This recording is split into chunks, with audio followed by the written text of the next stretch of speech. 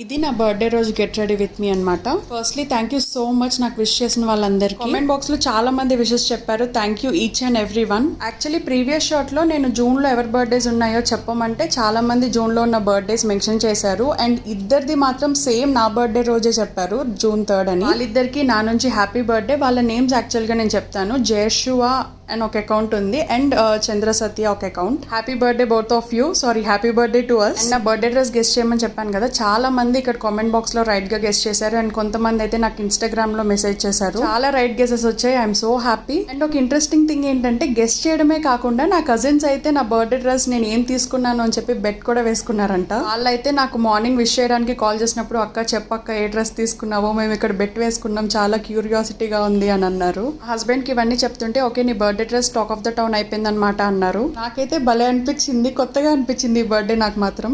Don't forget to subscribe. Bye.